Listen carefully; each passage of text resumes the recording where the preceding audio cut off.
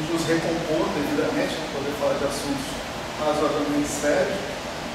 Então, nosso problema original, né, era representar a álgebra de Lie, né, associada com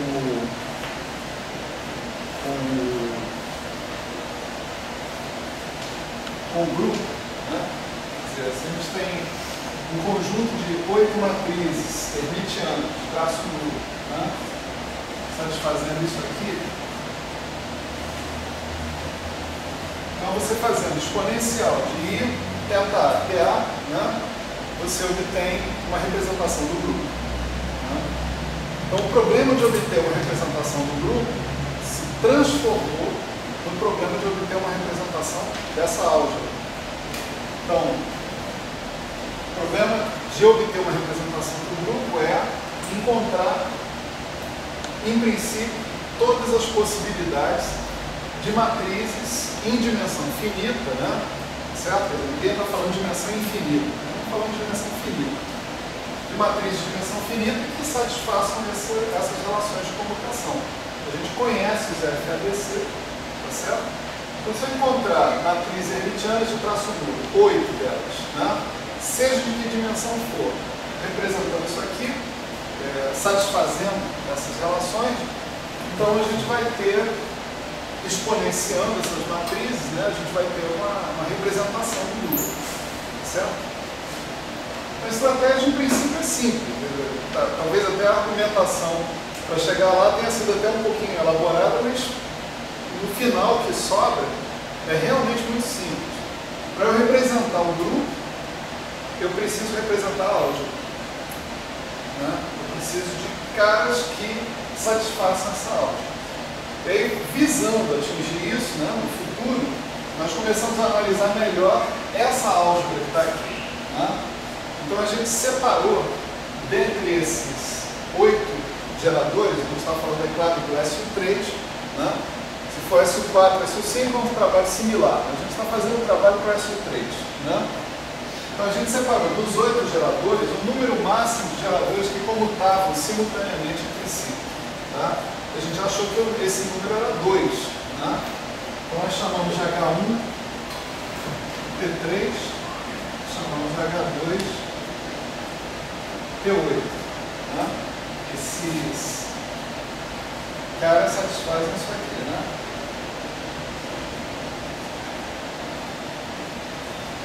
Comutador de HI no HJ0. Claro que T3 comuta com T3, T8 comuta com T8. Né? Então, isso você pode escrever dessa forma. Então, esses caras aqui constituem o que nós chamamos, né, subálgebra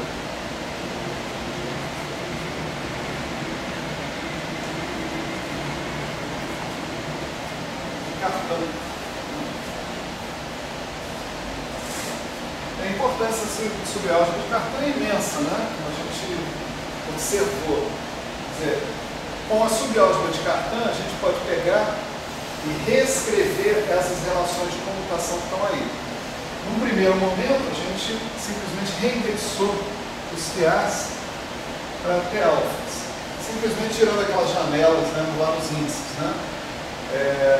T1 volta a ser T1, T2, T4, que eu tirei daqui da lista, né?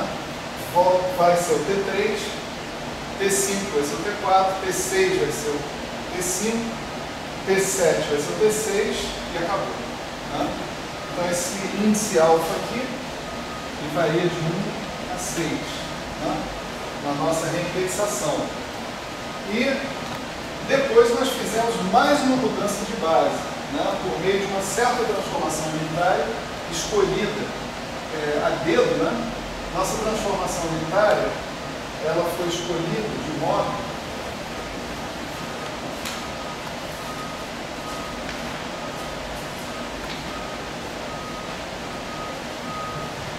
que essa relação aqui, se fosse satisfeita, né? S alfa HI, S é menos 1. Delta delta fosse alfa I, delta alfa. Esses HIs, era pura e simplesmente FI gama delta. Né? A definição desses caras que estavam aí. Então, isso é um tipo de transformação, né, de diagonalização da matriz que consiste das constantes de estrutura da parte que sobrou da álgebra. Né? Você vê, o HI gama delta, ele só diz respeito a constantes de estrutura envolvendo os HIs e os T alfa separadamente. Tá certo? Quer dizer, onde é que aparece a constante de estrutura? Aparece no comutador, do PA com TB. Então esses HI gama delta, FI gama delta, vão aparecer no computador. Os HIs com os T alfas. Tá certo? É ali que eles vão aparecer. Aí você define esse S de modo que ele diagonalize as suas constantes de estrutura. Pega essa matriz, que foi definida aqui embaixo, e com a conjugação pelo S, ela vira uma matriz diagonal. Em consequência disso, você pode definir agora, né, um conjunto de operadores que é uma combinação linear desses T betas que estão aqui, desses T alfas que estão aqui. Tá certo? E em termos dessa nova base, né, se você mudar a base de geradores da sua álgebra de Lie, você vai mudar as constantes de estrutura. Isso não tem nenhum problema quanto a isso. Se mudou a base, muda as constantes de estrutura. Né? Em termos dessa nova base, aí você fica com um novo conjunto de relações de comutação.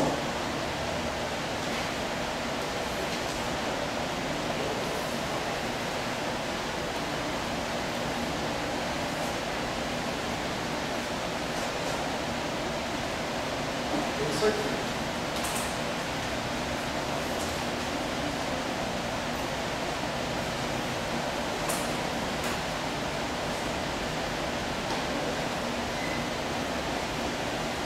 Onde esses alfaís são os autovalores, tá certo?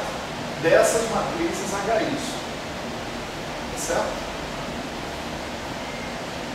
Uma matriz HI tem uma forma diagonal, onde em cada elemento, né, da diagonal, ela não é identidade, mas em cada elemento da diagonal tem um número. Né? Você está chamando de alfa. A H1 tem um conjunto de números, a H2 tem outro conjunto de números. Tá certo? Então esses alfaís, eles são os caras que vêm da diagonalização da matriz correspondente às constantes de estrutura fora da subálgebra de Cartan. Né? E, finalmente,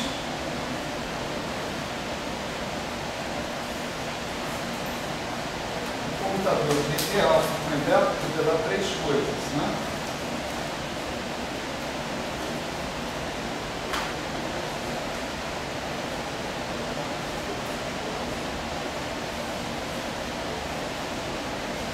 Ele podia dar isso daqui se existisse uma equação como essa, onde tivesse um vetorzinho beta-i.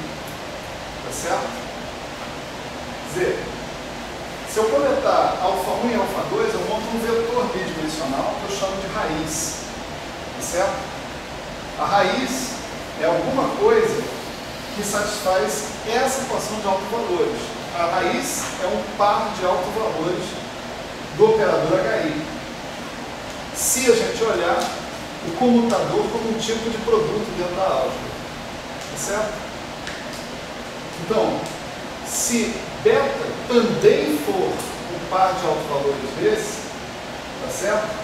E alfa mais beta for um terceiro par de autovalores desse, tá certo? Ou seja, se alfa mais beta for raiz, então o comutador de alfa mais beta está proporcional ao E alfa mais beta. Né? O comutador de alfa com E beta não dá nada, dá zero, se alfa mais beta não é raiz. Né?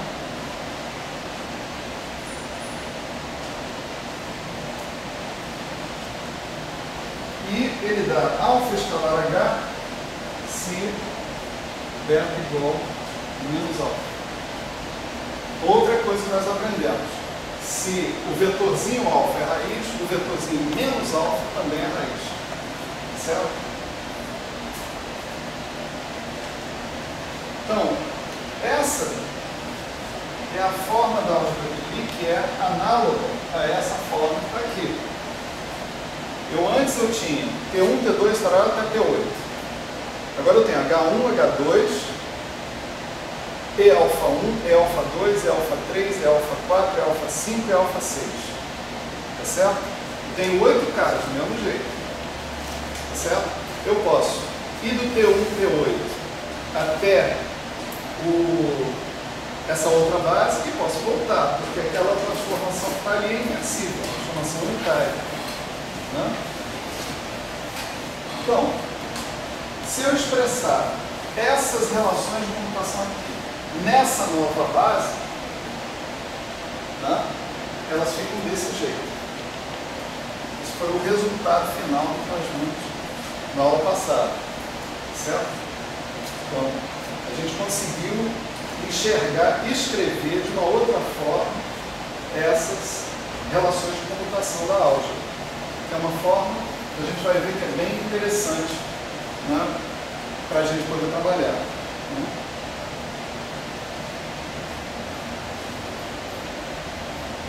Então, a gente continua com aquelas propriedades, né, que a gente estava considerando. Vamos ver a propriedade 7, né, dentro dessa história. A propriedade 7 vai ser a seguinte. Deixa eu fazer essa experiência aqui com vocês. O que dá para calcular o computador de alfa escalar H com T alfa? Né? O computador de alfa escalar H é alfa I, né? O computador de HI com E alfa. Né? Isso é o que quer dizer alfa escalar H. Né?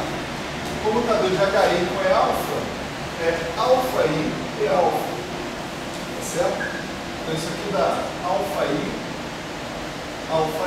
soma sobre I, naturalmente, né? Quer dizer, não precisa que dá implícito, o índice repetido que a gente está somando, vezes é alfa.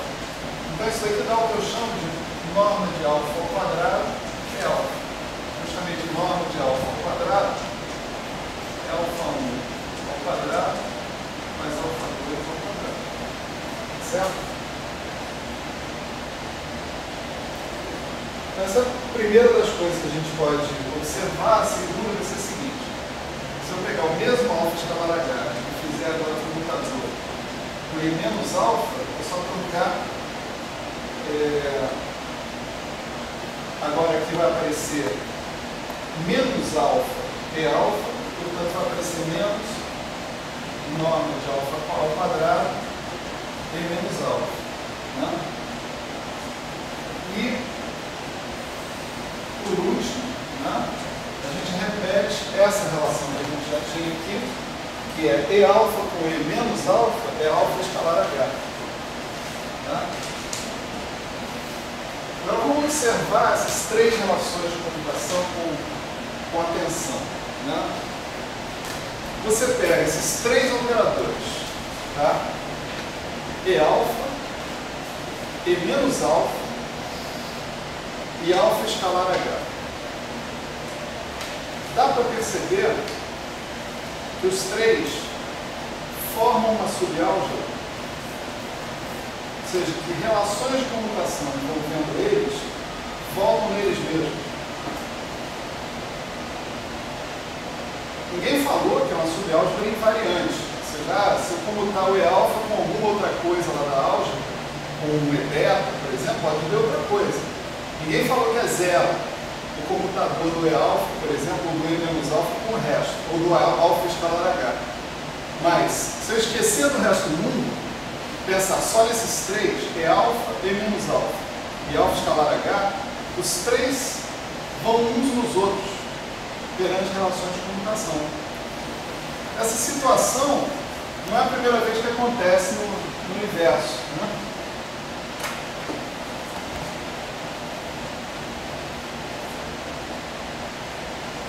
Vamos olhar lá no SO2. Né?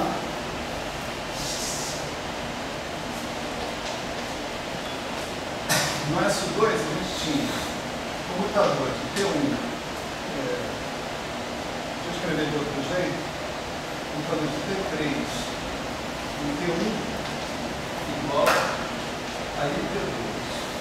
Comutador de T3 em T2 igual a menos IT1. Comutador de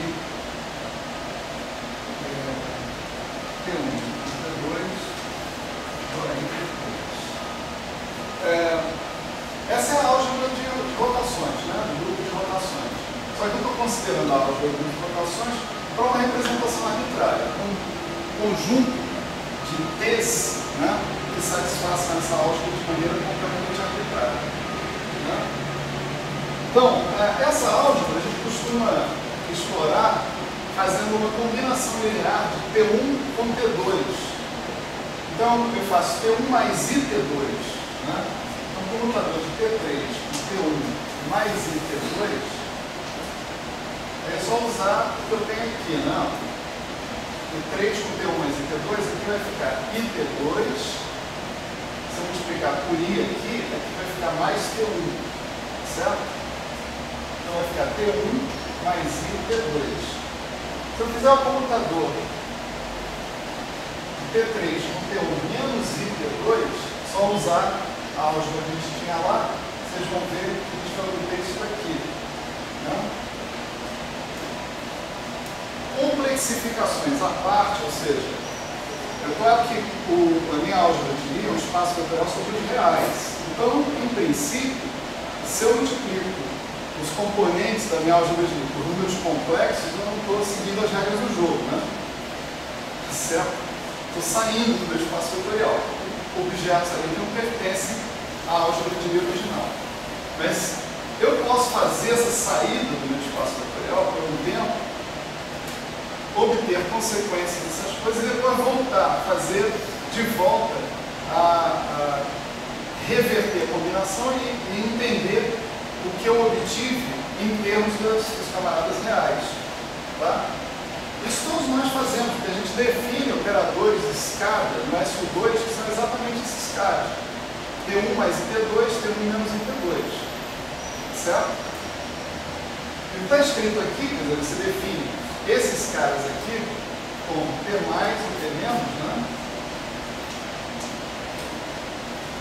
Então, comutador de T3 com T mais ou T menos era mais ou menos T mais menos.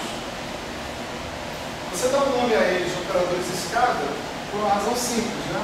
Se você tiver um autovetor de T3, né, e você aplicar T mais ou T menos nesse autovetor, esse cara continua sendo um autovetor do T3, só que com o valor aumentado de uma unidade ou diminuído de uma unidade. Né? Isso eu estou puxando a memória de vocês para a álgebra lá do aumento angular. Né? A gente faz isso lá. Então é por isso que eles são operadores de escada, porque eles aumentam ou diminuem os autovalores de T3 em mais ou menos uma unidade. E se eu calcular um comutador entre eles, né, T mais e T menos, isso é T1 mais T2, T1 menos T2, T1 dá zero, T2 dá zero, dá T1 comutador menos T2,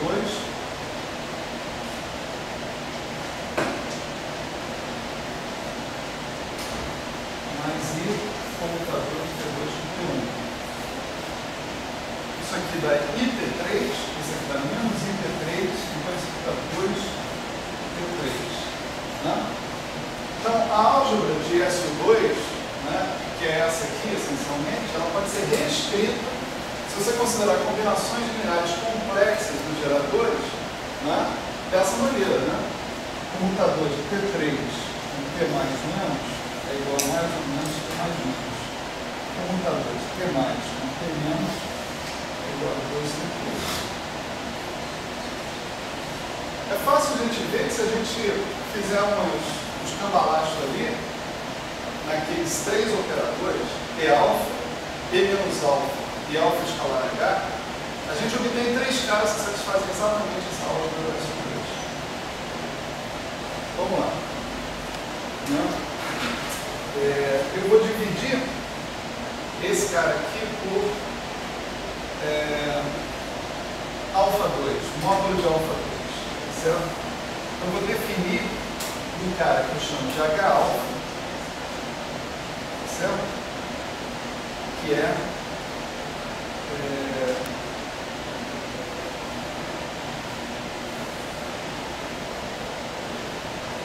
2 alfa escalar H sobre norma de alfa 2, certo? Isso aqui eu também vou chamar de 2T3 alfa. Estou batizando, certo? Definição. Outro cara que eu vou colocar aqui vai ser o seguinte: vou colocar T mais ou menos alfa com raiz de 2, T mais ou menos alfa sobre norma de alfa, certo? E aí eu posso pegar, ó, se eu dividir todo mundo aqui por alfa 2, eu vou ter alfa escalar H sobre módulo de alfa, norma de alfa 2, comutador com E alfa, dando E alfa. Alfa escalar H sobre módulo de alfa 2, comutador com E menos alfa, dando menos E menos alfa. Certo? E aí, se eu divido aqui por módulo de alfa 2, eu vou ficar com E alfa sobre módulo de alfa, E menos alfa sobre módulo de alfa, tá certo? Se eu multiplicar por raiz de 2, eu obtenho um 2 aqui nesse lado, tá certo? De modo que essas relações de comutação, elas se tornam isso aqui, ó, T3 alfa com T mais menos alfa, definidos dessa maneira, isso dá mais ou menos T mais menos alfa. E T mais alfa e T menos alfa é 2 T3 alfa. Mesma coisa dessa outra. Certo? Você veja que essa estrutura se repete 6 vezes. Né? Para cada alfa, né? Para cada raiz, você pode montar essa estrutura todinho de novo. Então você tem 6 subálgebras SU2 complexificadas, naturalmente, dentro do seu, da sua álgebra de Lie do SU3. Tá certo? Uma para cada raiz. E daí? Né? Perguntarão o incrédulo, né? E daí? Daí que a gente conhece SU2, né? A gente sabe como são as representações dessa álgebra que está aqui. Em particular, a gente sabe, né, que os autovalores do T3 têm que ser inteiros ou semi-inteiros. Certo? Pausa para meditação. Vamos de volta lá na história do momento angular. Vamos lembrar como é que a gente chegava nessas conclusões. A gente definiu um operador que a gente chamava de T2, né? Que era T1 ao quadrado mais T2 ao quadrado mais T3 ao quadrado. Que era o J2. Né? A gente mostrava passo a passo que esse J2 tinha como autovalores J mais 1. Né? E depois que esse J tinha que ser inteiro ou semi-inteiro. J vai ser 0, 1 meio, 1, 3 meios e por diante. Né? Depois a gente mostrava que o T3 tinha como autovalores todos os números compreendidos entre menos j e mais j em passo de 1. Menos j mais 1, menos j mais 2, até j menos 1j. 2j mais 1 autovalores. Então esse era o resultado de trabalhar essa álgebra que está aqui. E se vocês se lembram bem da história, né, embora, por exemplo, se você tomar como base o Cohen, capítulo 6, onde ele fala de momento angular, né, aí vai falar da atuação desses caras sobre Kex, etc. E tal. Mas você não precisa usar a notação de Bragg e Kex para chegar naquela conclusão. Né? Você apenas tem que pensar o seguinte: eu estou numa representação de dimensão finita do grupo. Quer dizer, os meus vetores têm norma finita. Ponto. Ou são normalizáveis, pelo menos. Né? Se você tiver isso, você chega a todas essas conclusões. Tá certo? Você chega à conclusão que se você tem 3 operadores satisfazendo essa álgebra que está aqui, esse operador aqui, P3, é obrigado a ter autovalores discretos, inteiros ou semi-inteiros, variando entre menos j e mais j. Certo? Mas aqui o ponto principal é que os autovalores do T3 têm que ser inteiros. Tá certo?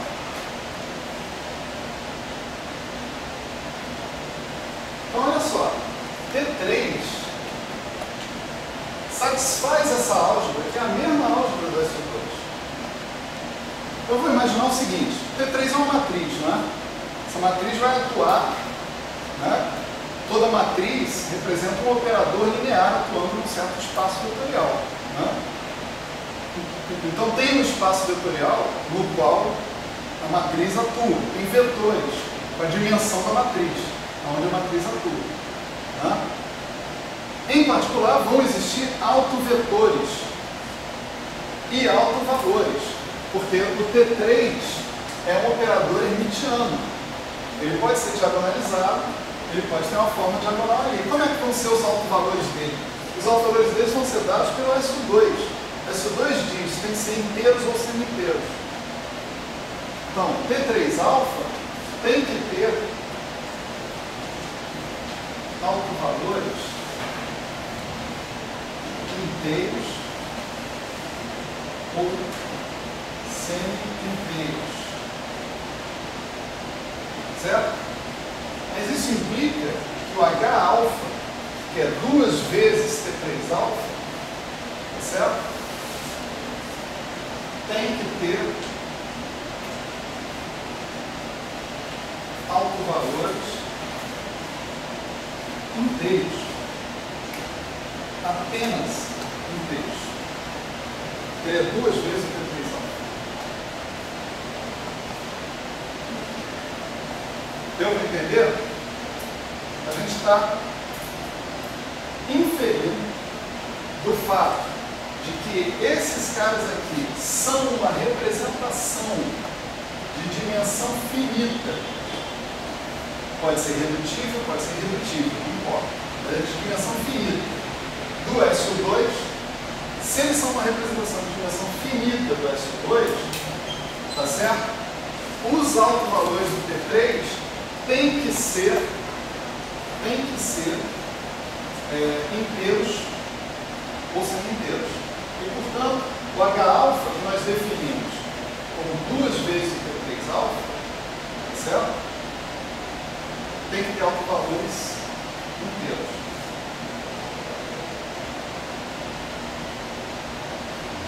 Eu posso enfrentar mais coisas, né? Aqui. Os T mais ou menos alfa vão funcionar também como operadores escada, né? Então eles também vão aumentar ou diminuir os autovalores do T3 alfa por uma unidade, que nem acontece aqui na álgebra do S2, que a gente vê lá. Isso nós vamos ver mais explicitamente, né? Isso aí acontecer, né? O fato é esse. O mais importante, H-alfa tem que ter autovalores inteiros. Isso é consequência de você possuir, embebido no SO3, uma subálgebra SO2 complexificado para cada raiz. Certo? Para cada raiz alfa.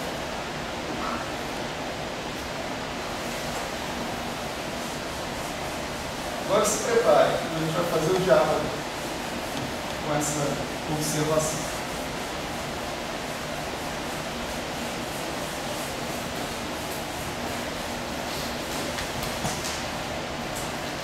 Vamos lá, número 8.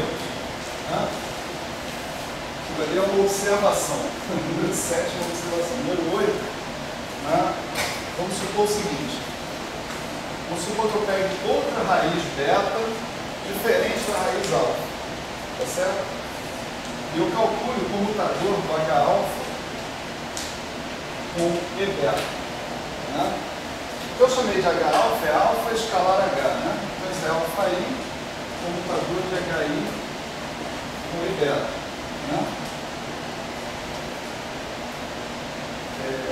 Desculpa, H alfa não é isso. H alfa é 2 alfa I sobre o norma de alfa, ao quadrado. Eu que defini ali, H alfa é isso. 2 alfa escalar H sobre o módulo de alfa ao quadrado. Então, se eu fizer esse comutador do H alfa com E beta é outra raiz. Então, isso me dá 2 alfa I, beta I, sobre o módulo de alfa ao quadrado e beta. Então, o comutador de HI com E beta I é beta. Se o beta é a raiz, naturalmente. Então, isso aqui me dá 2 alfa escalar beta sobre o módulo de alfa ao quadrado e beta. É o resultado final dessa história.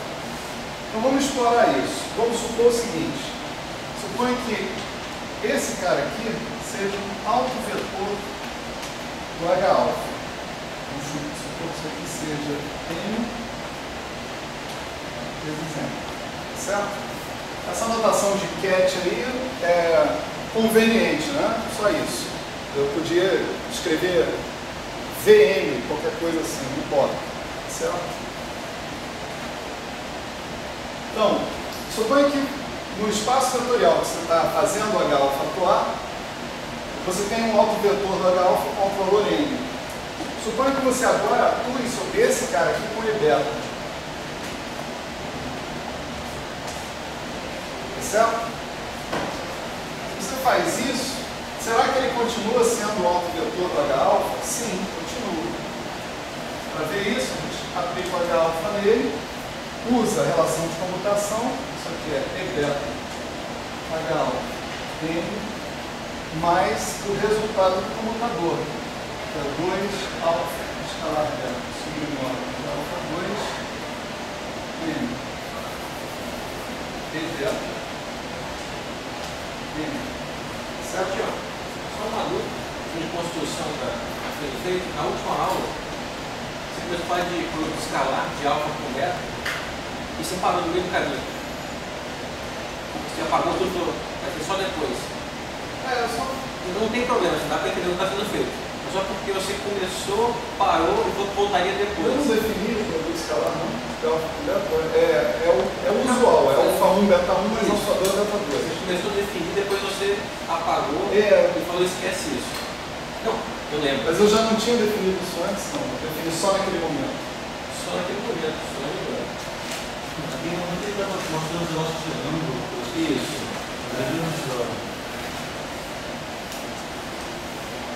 Bom, sei lá, está definido então, gente. Alfa escalar beta é alfa 1, beta 1, mais alfa 2, beta 2. Tá certo? É quase autoexplicativo. Por isso que eu não me preocupei muito em vamos definir. Não quero fazer muita pompa em torno de coisa que não tem muita importância. Enfim, é isso. Alfa escalar beta, só para completar, alfa 1, beta 1, mais alfa 2, beta 2. Definição disso. O norte de alfa ao quadrado, esse acho que a gente acabou de colocar ali, alfa 1 ao quadrado, mais alfa 2 ao quadrado. Certo? Bom, aqui você vê que o H alfa vai atuar no M, que vai te dar M, porque o cara é autovetor. Então isso aqui vai dar M mais 2 alfa escalar beta sobre o módulo de alfa 2 e beta. Portanto, E beta atuando em M é um autovetor de H alfa, né, com esse alto valor que está aqui. Ó. Mas peraí, H alfa só tem autovalores inteiros. O M é inteiro. Isso significa que 2 alfa escalar beta sobre o módulo de alfa 2 tem que ser um número inteiro também. Tá certo?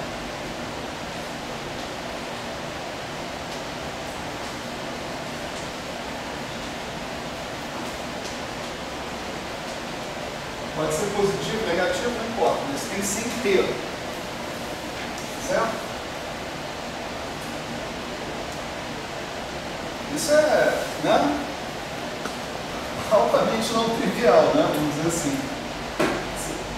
Você ainda não sabe quem são os alfas, quem são os betas, quem são as raízes, nem nada. Mas você já descobriu um negócio meio chocante, né? Que o produto escalar de alfa por beta do módulo do alfa ao quadrado, né, tem que ser um inteiro. 2 vezes isso tem que ser um inteiro. Né? Isso é uma restrição tremenda para as raízes, para quem podem ser as raízes. Nós vamos mostrar, a gente vai explorar as consequências dessa restrição agora, certo? Em seguida. Então vamos lá. Né?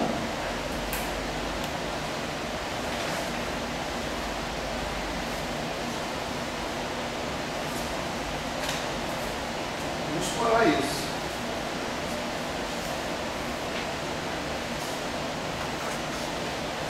Número 9, né? A gente vai partir do seguinte, a gente vai partir, agora sim, aquele pedaço que eu comecei a dar aula, né? Eu joguei fora, falei, esqueça, agora não esqueça, o negócio está andando agora. Alfa escalar beta, módulo de alfa, módulo de beta, quociente beta. Isso aqui eu já estou tratando alfa e beta como vetores bidimensionais, tá certo? Isso aí é a desigualdade de Schwartz, se a gente quiser, né? Dizer que alfa escalar beta é menor ou igual que o módulo de alfa e o módulo de beta. Né? Mas a gente pode ir até um pouco mais, porque são vetores bidimensionais e a gente sabe que tem essa relação entre o produto escalar em 2 dimensões, como convencional euclidiano, que é o que a gente está assumindo, e o módulo de alfa e o módulo de beta cosseno beta. Né? Isso aí vale para qualquer vetor no espaço euclidiano, em princípio. Aliás, é assim que você define o cosseno do ângulo, de 2 vetores. Né? E a gente vai considerar, especificamente, como eu coloquei na aula passada, né, e eu mandei esquecer, então vocês esqueceram obedientemente, então deixa eu relembrar agora. Né? O θ vai ser estritamente menor, né, ou igual que Q sobre 2. Isso significa que esse alfa escalar beta é essencialmente positivo. Né? Ah, eu vou cobrir todas as raízes desse jeito? Resposta, talvez não. Mas suponha que eu tenho uma raiz que não faça um ângulo menor ou igual que está 90 graus com a outra. Menos essa raiz vai fazer esse ângulo. Tá certo?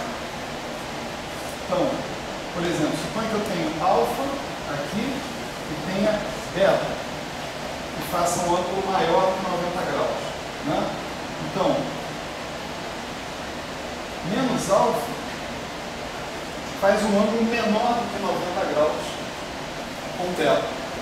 Certo?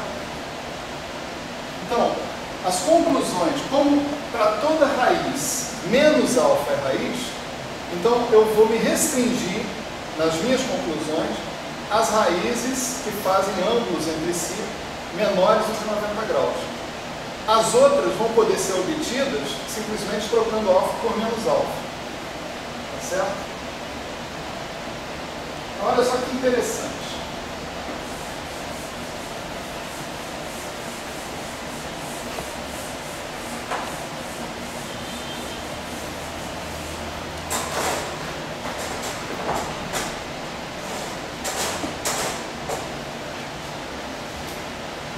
pode escrever, então, essa coisa que está aqui. 2 alfa escalar beta sobre alfa 2, 2 beta escalar alfa sobre módulo beta 2,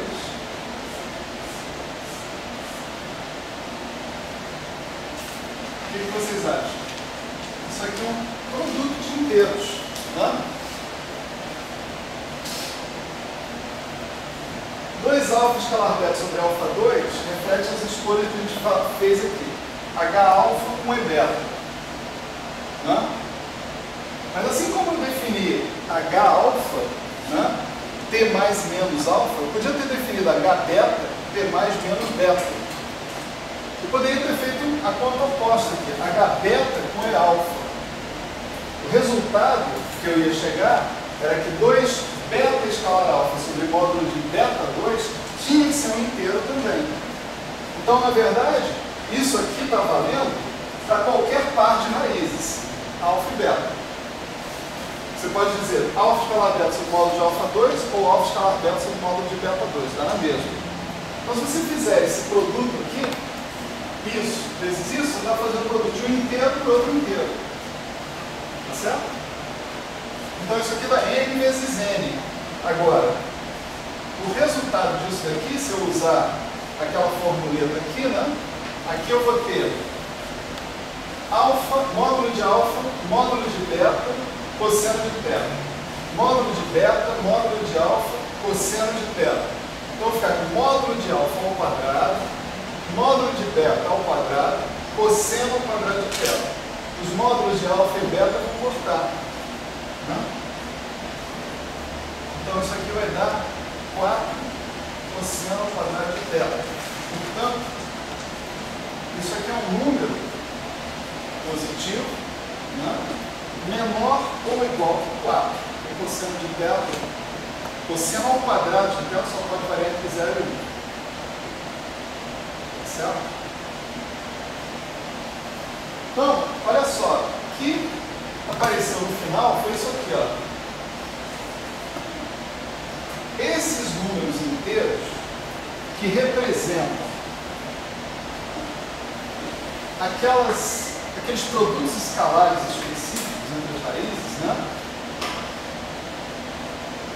tem que satisfazer esse vínculo de serem, do produto deles, dar um número inteiro menor ou igual que 4. Tem muito poucas possibilidades. Se fossem números reais, tinha infinitas possibilidades. Mas são números inteiros. Tá certo? Então as possibilidades são realmente poucas. Vamos explorar essas possibilidades aqui. Tá certo?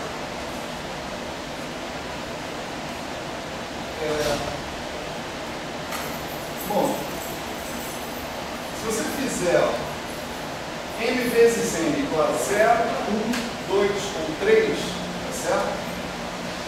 Então esse cosseno ao quadrado de θ vai ser estritamente menor do que 4, tá certo?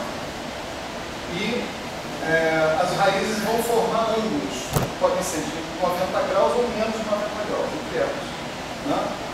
Mas se m vezes n for exatamente igual a 4, aí as raízes são paralelas entre si, tá certo? Então o único jeito disso aqui dar igual a 4 é o cosseno de θ ser 0 ou i, né? Paralelas ou antiparalelas, assim próprio, né? Então vamos analisar todos os casos possíveis, né? O primeiro caso é esse aqui, ó, mm igual a 0, né? Isso implica que alfa é ortogonal a beta e acabou, né? Então essa é uma possibilidade, você ter raízes que formam um ângulo de 90 graus entre si, certo? Será que eu posso afirmar alguma coisa entre o ângulo, entre o módulo de uma raiz e o módulo da outra? Tem alguma relação entre o módulo de uma raiz e o módulo da outra? Em princípio não, né? Cada um dos caras aqui, ou um deles vai ser 0 e aí o outro eu não sei dizer o que vai acontecer, né? Aliás, perdão, Se um deles for zero, o outro também é zero. Porque para ele ser zero, porque alfa escalar beta foi zero. O beta escalar alfa também é zero. Então, se um deles é zero, o outro é zero também. Né? E você só pode afirmar isso. Eles são ortogonais e o módulo de beta e o módulo de alfa podem ser quaisquer módulos que eu queira. Né? Bom, a segunda possibilidade é m vezes n ser igual a 1. Certo? Lembre-se que o m e o n são inteiros. Então só tem uma possibilidade. M igual a n igual a 1. Não tem outro jeito. Né?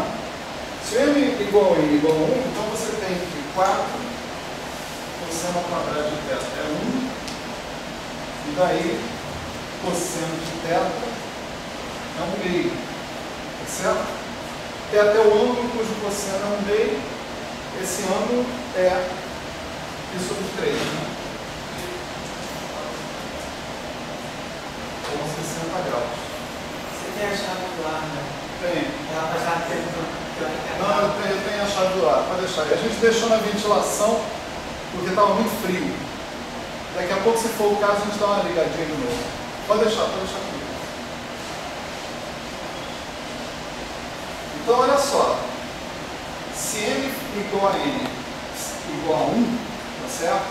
Essas raízes são obrigadas a formar um ângulo de 60 graus, de 30 graus, 60 graus, tá certo? E sobre 3. Mas mais ainda, olha só, um desses casos eu posso escolher qual eu quiser, né? Por exemplo, 2 alfa escalar beta sobre alfa 2 é igual a 1. É o n ou n, tanto faz. Né? Se eu escolher esse, né, isso aqui está me dizendo que 2 alfa escalar beta é igual a alfa escalar alfa, né, no final das contas. E 2 alfa escalar beta, isso daqui é módulo de alfa quadrado, né? 2 alfa escalar beta é módulo de alfa, módulo de beta, cosseno de θ, 2 vezes. Só que o cosseno de θ é 1 meio, a gente acabou de tirar o cara de lá, então o cosseno de θ cancela com 2, o módulo de alfa cancela com o módulo de alfa, e a conclusão é que o módulo de alfa tem que ser também igual ao módulo de beta. Quando as raízes fizerem um ângulo de 60 graus entre si, elas têm que ter o mesmo módulo.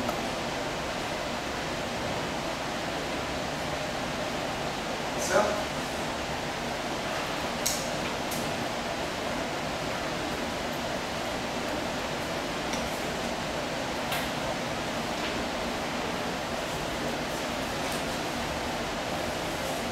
Portanto, essa equação, ela traz informação para a gente, não só sobre o ângulo que as raízes fazem, mas também sobre as relações entre os módulos das duas raízes que a gente está considerando. Certo?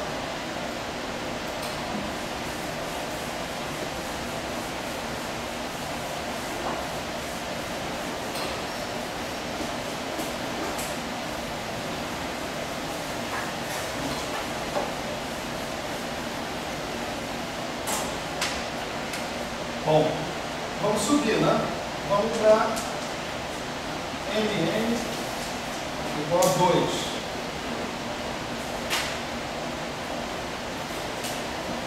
Acreditar. Pega um pedaço de giz desse tamanho, cara, o giz quebra na sua mão. A gente vê os gringos chegarem aqui para dar aula, né? Ela pega um gizão grande, se ele pensa que ele está com o giz daquela qualidade, né? Que ele usa. O cara bota o giz no quadro, o giz quebra. É um giz grande. Agora não, o giz desse tamanho, o giz está quebrando na minha mão. Acreditável. Bom, mn igual a 2 significa que ou n igual a 1 e o n igual a 2, ou n igual a 2 e o n igual a 1. Tem essas duas opções. Certo? Pode-se escolher qualquer uma das duas, a gente vai escolher essa daqui. M igual a 2 e igual a 1. Certo? E repetir a análise que a gente tem lá. Então, na nossa análise, 4 cosseno ao quadrado de θ agora é igual a 2, certo? Ou seja, cosseno de θ é a raiz de 2 sobre 2, né? Cosseno ao quadrado de θ no meio, tira a raiz, 1 sobre a raiz de 2, então a raiz de 2 sobre 2. Portanto, aqui o θ vai ser π sobre 4, né? Ou 45 graus. Né?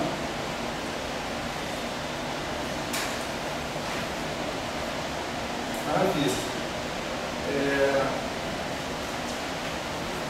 Novamente, então, a gente escolheu isso aqui, m igual a 2, m igual a 1. Então, se m igual a 2, eu tenho 2 alfa escalar beta sobre o módulo de alfa 2 é igual a 2, certo? Isso implica que o alfa escalar beta é igual ao módulo de alfa 2, né? E novamente substituindo aqui o módulo de alfa, módulo de beta, cosseno de beta, né? Isso tem que ser o módulo de alfa 2, né? Isso agora eu sei que é raiz de 2 sobre 2.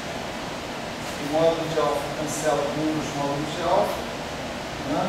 Então daqui a gente tira que o módulo de beta tem que ser raiz de 2 vezes o módulo de alfa. Certo? Se eu tivesse escolhido a primeira opção, m igual a 1, m igual a 2, eu tiraria que o módulo de alfa tem que ser raiz de 2 do módulo de beta. Certo?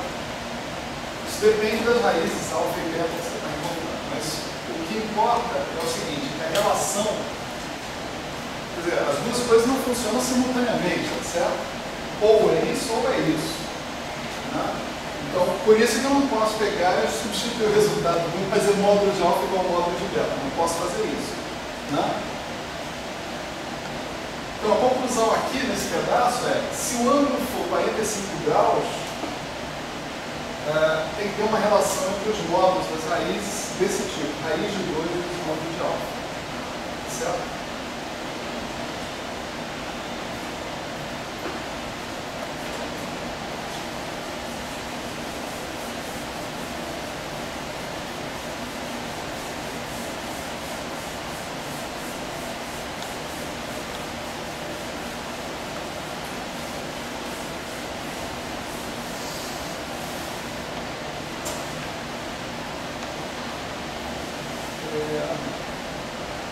Prosseguindo, né, a gente pode ter mn igual a 3.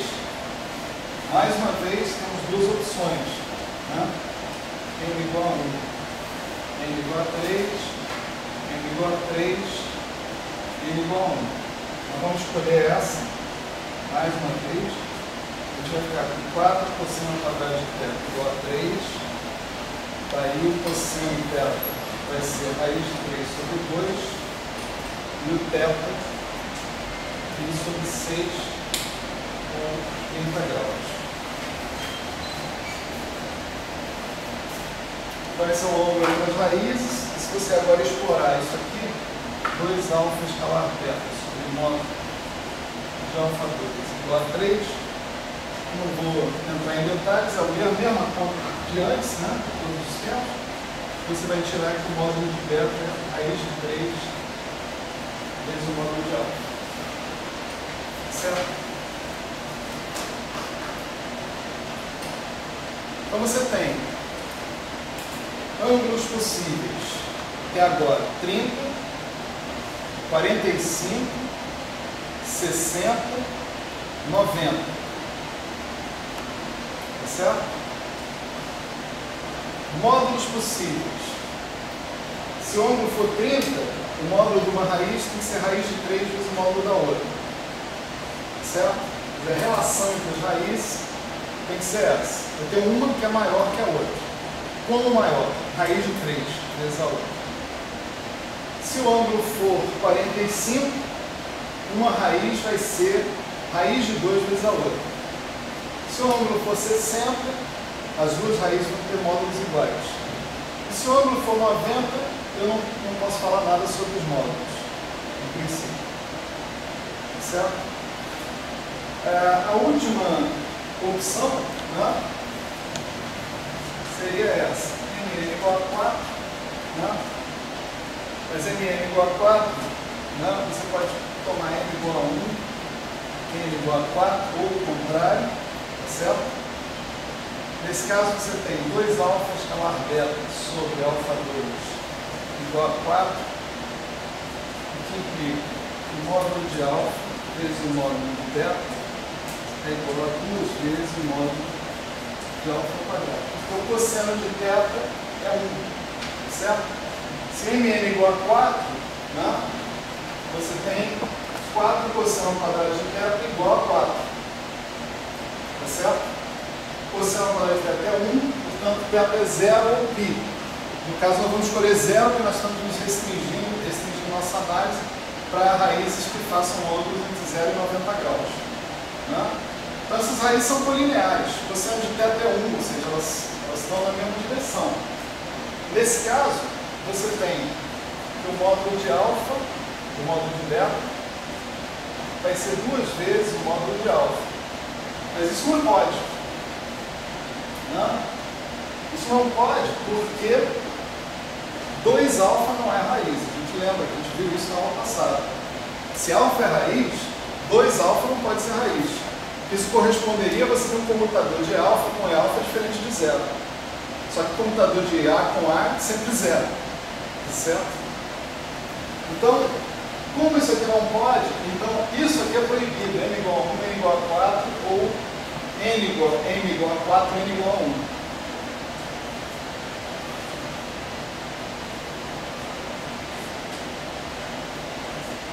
Certo? Tem uma outra possibilidade, vamos chamar essa possibilidade de possibilidade A. Possibilidade B seria n igual a 2, n igual a 2. Né? Daí você tinha 2 alfa escalar beta sobre módulo de alfa 2 igual a 2.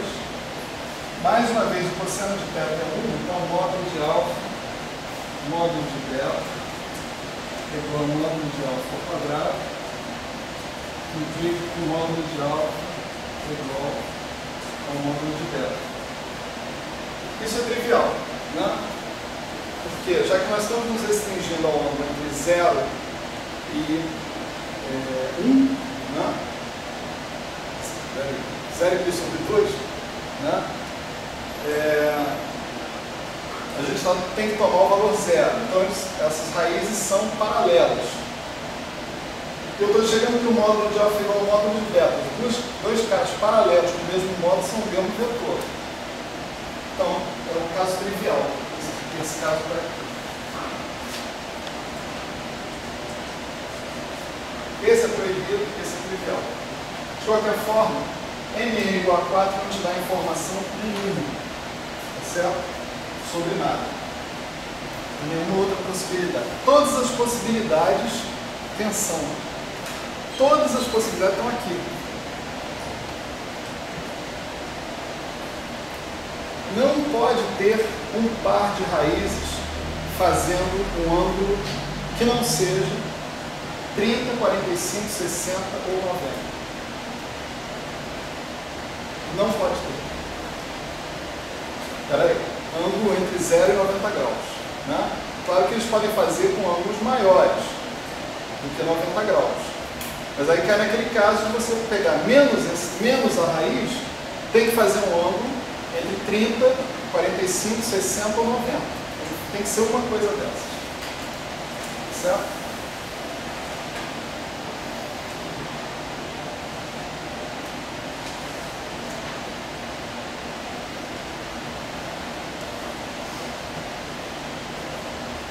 Então, isso aqui é um negócio interessante que nós acabamos de obter, porque a gente pode agora, né, pensar o seguinte: será que eu consigo desenhar todos os sistemas de raízes, certo? Todos os conjuntos de raízes, pega todas as raízes da álgebra de Lie, né? Todos os sistemas de raízes bidimensionais Resposta: sim, consigo. Não tenho muita dificuldade para fazer isso não. Olha só.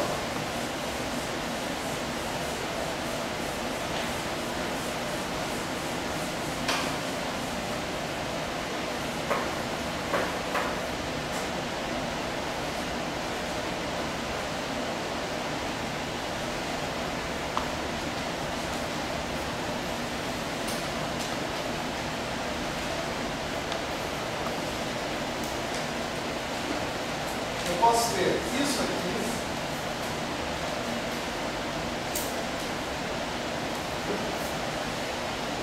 deixa eu aumentar essa aqui para mostrar claramente que não tem relação nenhuma. As minhas raízes podem fazer ângulos de 90 graus entre si, ou elas podem fazer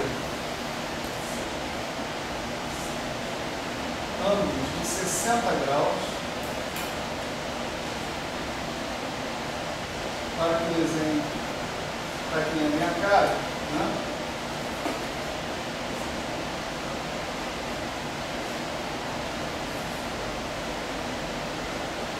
Eu queria que vocês entendessem nesse desenho que todos os módulos aqui são iguais. E que aqui que esses módulos aqui são diferentes em princípio, né? Esse aqui é o módulo, esse comprimento tem que ser igual a esse. Se essa aqui é a raiz alfa, essa aqui é a raiz menos alfa. Então tem que ter o mesmo modo, né? Aqui não é uma coisa, se é alfa tem que ser menos alfa, se é alfa tem que ser menos alfa, se é alfa tem que ser menos alfa. É o mesmo modo. Mas os ângulos aqui são de 60 graus entre elas, né? Depois eu posso ter uma coisa assim.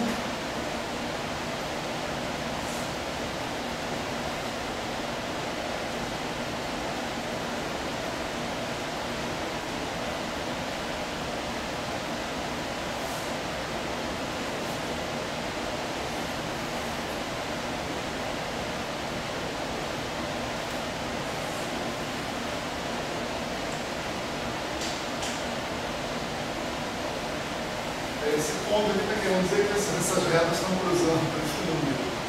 Tá certo?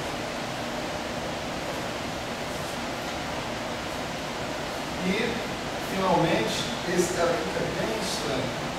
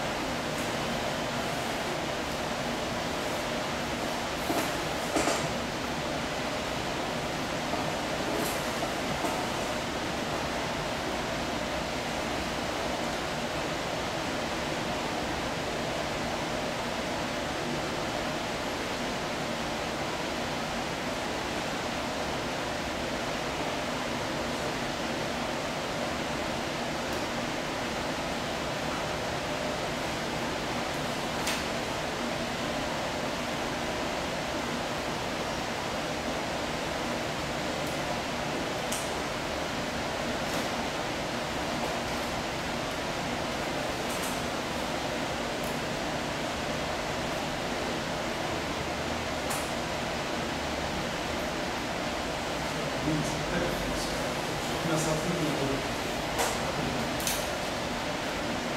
Melhor começar desenhando os pequenininhos.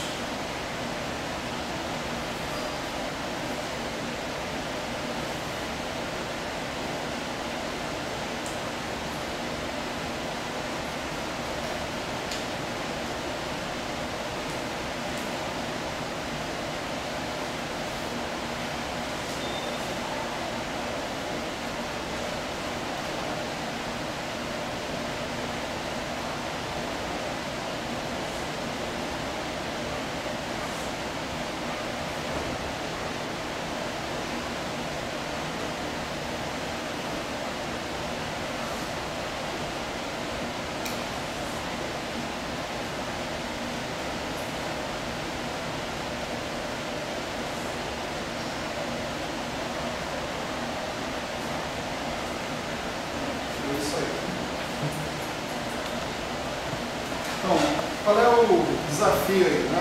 Dá para chegar em casa e pensar um pouquinho nisso, né? Vocês vão colocando todos os conjuntos de vetores, mantendo aquela relação, raiz de 3, raiz de 2, né? Entre eles, e mantendo aqueles ângulos, né? Então, o mais simples é esse aqui, todo mundo fazendo π sobre 2. Nós vamos em π sobre 2. Esse aqui você adiciona mais 2 em π sobre 4, tá certo? Mas quando você fizer isso, aí esse cara aqui tem que ser raiz de 2 maior do que esse. E tem que ser raiz de 2 maior do que esse. Então esse aqui passa a ser igual a esse, em termos de tamanho, né? Tem a possibilidade de ter esse cara desse lado, menos ele, né? Aqui você tem, mais uma vez, você tem um conjunto de 4 raízes aqui, essas e essas, que estão fazendo 90 graus entre si. Essa aqui está fazendo 30 com essa, ele é a raiz de 3. Essa daqui está fazendo 60 com essa, ela é do mesmo modo, tá certo? E em relação a essa aqui está fazendo 30 com essa, então essa aqui é a raiz de 3 vezes essa. Então aí os módulos das raízes estão todos fixados. A única situação em que eles estão soltos é essa primeira aqui, né? Nas outras 3 situações estão fixados. E o desafio é, tenta enfiar mais raízes aí, se você conseguir. Respeitando aquelas regras, tá certo? Que os ângulos têm que ser 30, 45, 60, 90, que as relações entre as raízes são raiz de mesmo modo, raiz de 2 vezes o modo, raiz de 3 vezes o modo, né? Que se você tem a raiz, menos a raiz também é viável, tá certo? Então isso aqui corresponde a tudo que você pode imaginar com o máximo número de raízes possível, né? Cumprindo essas regras que estão aí. Esses são todos os diagramas de raízes de rank 2, né? Rank é dimensão, né?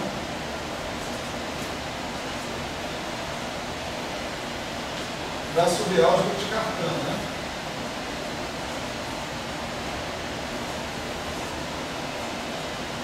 E isso também é a dimensão do espaço das raízes, né? Porque as raízes são vetores bidimensionais, porque a subálgebra de Cartan é uma subálgebra bidimensional. Tá certo?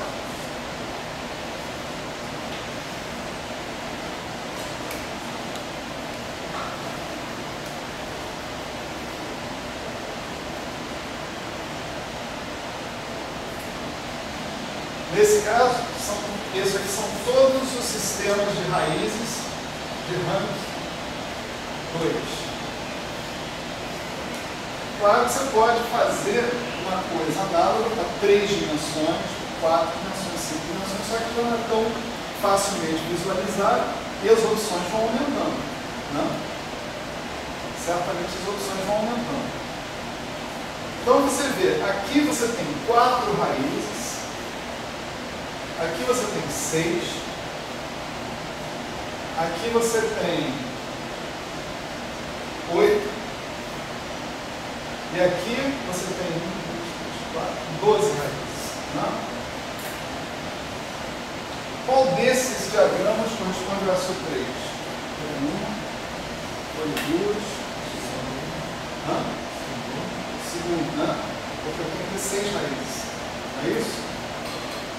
O único diagrama que está associado com 6 raízes é o segundo. Esse aqui é o diagrama do verso 3. Essas aqui são as raízes do verso 3. Tem, deixa comigo. Eu desligo lá e desligo o Chile também, não tem problema. Tá? Porque aí se tiver muito quente, por exemplo, eu posso ir ali e simplesmente ligar de novo. Tá? Quando eu sair, eu desligo tudo. Desculpa aí. Não, tranquilo. Então, esse aqui, ó, é o SO3. Né? Em particular, que é o cara de rank 2. Ele também é chamado de A2. Né? Esse cara aqui é o SO4. que também é chamado de D2. Esse cara aqui corresponde a dois grupos. É o SO5, que é o D2, e o SP4, que é o C2. E esse cara aqui corresponde a um grupo excepcional, chamado G2.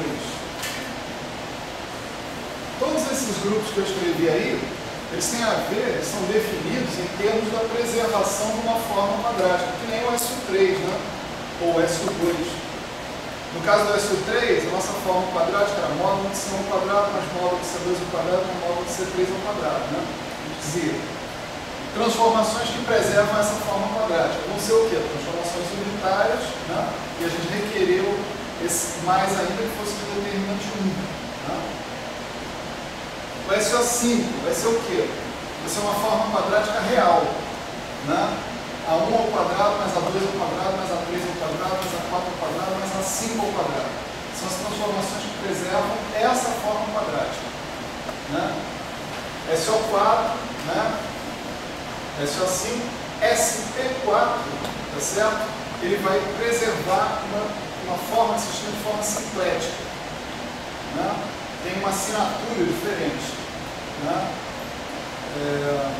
São 4 caras com um cara diferente, eventualmente. Né? Então ele é chamado de C2. Essas classificações A2, B2, C2, D2, né? Você tem AN, BN, CN, DN. E você vai ver que o ranking desses grupos aí é diferente do ranking de ranking 2, em geral. Pode ser maior, assim, não tem problema. Você não tem pensando se der uma descartando. Agora, todos eles estão associados até aqui, esses, com a preservação de uma certa forma quadrática. Você pode visualizar esse grupo dizendo assim, é o conjunto das transformações lineares que preservam essa forma quadrática. O G2 não. O G2, ele foi descoberto em cima dessas possibilidades de diagramas de raízes.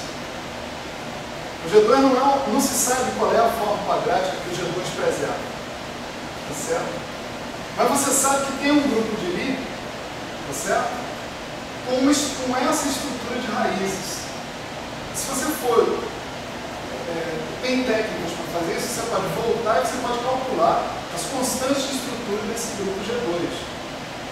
Ora, se você calculou as constantes de estrutura do G2, você tem a lei de multiplicação do G2, certo? A gente trabalhou isso. Né? Você pode dizer qual é a lei de multiplicação do seu grupo G2.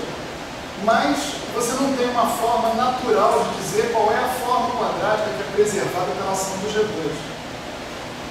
Então aqui tem uma novidade no G2. Ele é um grupo de Lie que nós conseguimos chegar a ele a partir do diagrama de raízes dele. Eu não sabia que existia um grupo desses. Eu não, os matemáticos. Não? Quando eles foram estudar a estrutura geral dos diagramas de raízes, eles chegaram nesse cara. E chegaram em outros. São chamados grupos excepcionais, esses grupos. Tem um grupo excepcional muito famoso, né, para teoria de cordas, principalmente, que é o E8. Tá certo? Esse subíndice 2, já dá para perceber, tem a ver com rank, né? Rank 2, tem A2, D2, C2, D2, G2. Então, quando você fala em E8, né, você está falando de um grupo de rank 8. Ou seja, suas raízes são vetores 8-dimensionais. Então, não tem como fazer uma representação simples das raízes aqui.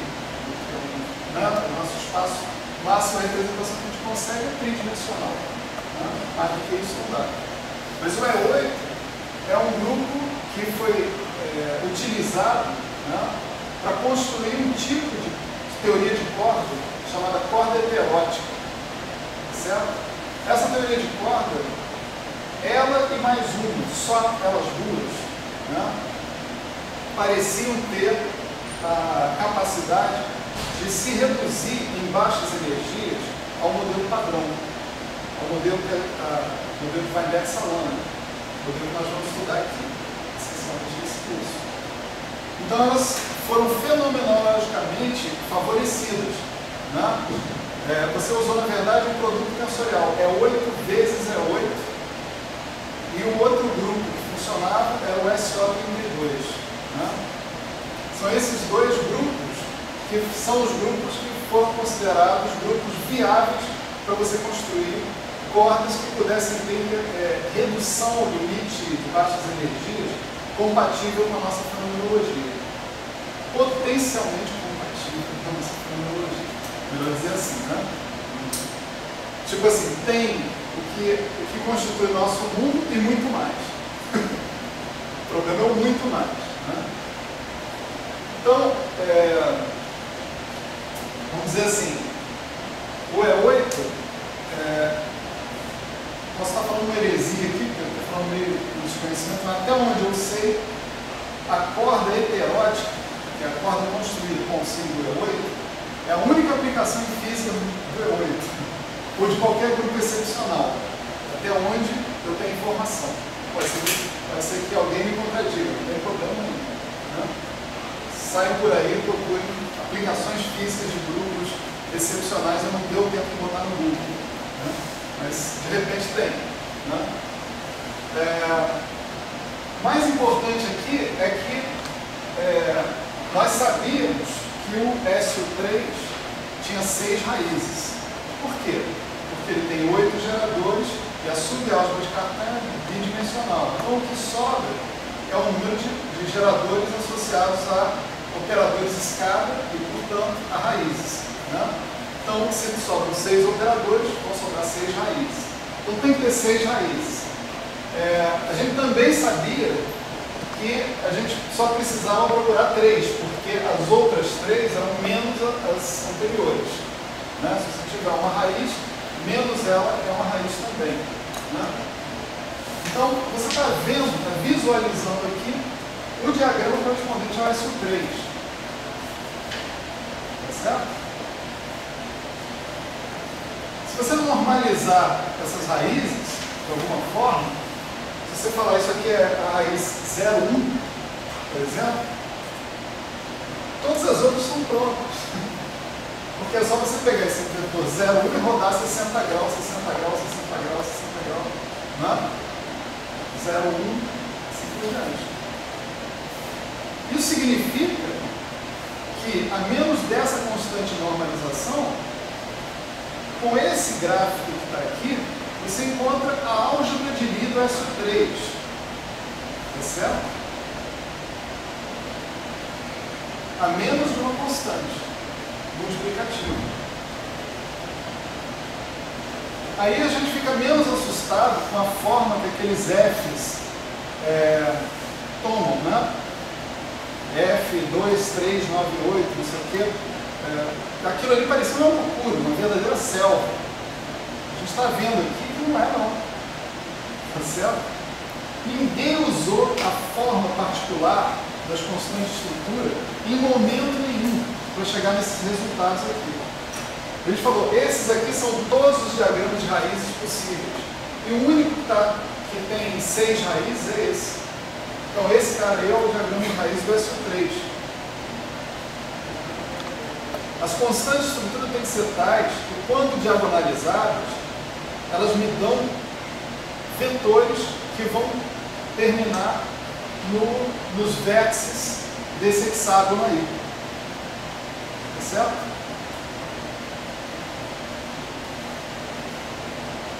Fantástico. Parece um cientista maluco.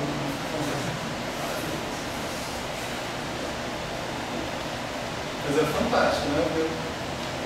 É engraçado, assim, como você vê, né, as coisas ganhando ordem, né? Quer dizer, a nossa primeira abordagem às constantes de estrutura foi fazer o computador das matrizes de Gell-Mann. Tá bom, fazer computador todo mundo sabe, é um saco, né? Mas a gente vai conseguir encontrar todas as constantes de estrutura. Mas daqui eu posso voltar e obter as constantes de estrutura, iguaizinhas, aquelas lá que estavam lá, sem problema nenhum. E com a diferença que agora eu sei por que eu estou obtendo aquelas constantes.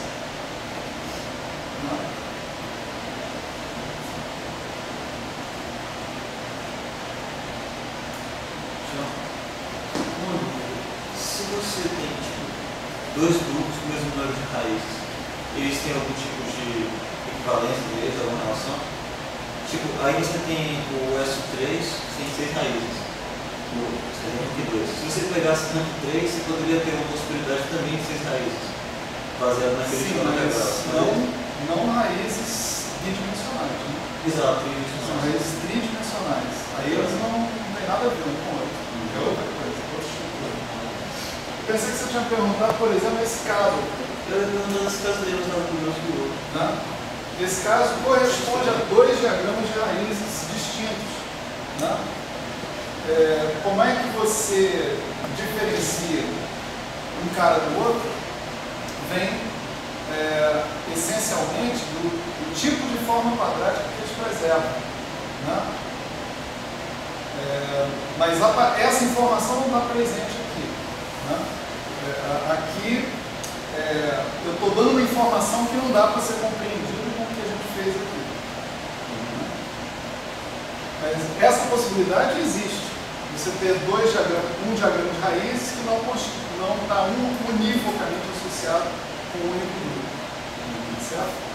Essa possibilidade existe, está exibida ali. Beleza. Eu vou tentar fazer um trecho que a gente está entrando aqui, que está batizado nas notas de aula de raízes simples. Né? Eu queria avisar, pelo menos